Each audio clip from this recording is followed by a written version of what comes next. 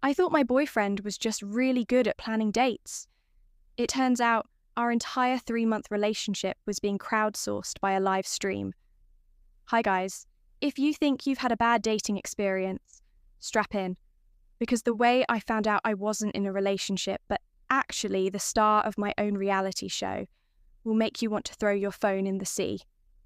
I'd been seeing this guy, Liam, for about 3 months, and honestly, I thought I'd struck gold. He was so spontaneous. One week, we'd go to an underground jazz club. The next, it was an escape room. And he always knew exactly what to say to make me laugh. The only annoying thing was that he was constantly on his phone.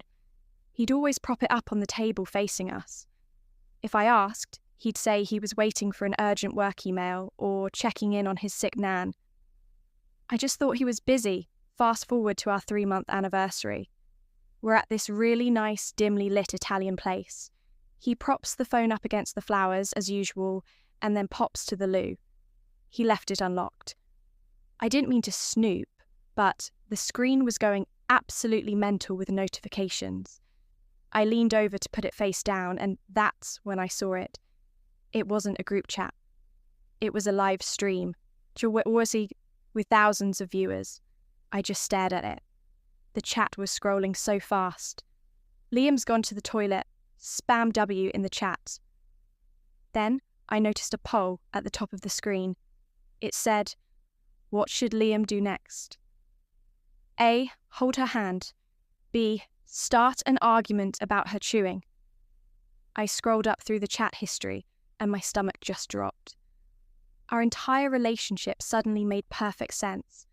Every amazing date we ever went on, voted for by a poll. Every charming compliment, typed out by someone called GamerLad99 and read aloud by Liam. When he walked back to the table and saw me holding the phone, he looked absolutely horrified. Not because I knew the truth, but because I had ruined the framing. He actually told me to put the phone down. I looked at him, and what I did next surprised even me. I just looked straight into the camera lens and said, well guys, here is the end of this show. How do you think it should end?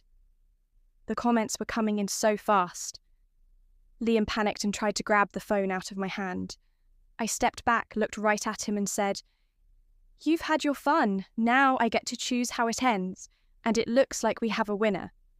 gabbyG, that is a great idea.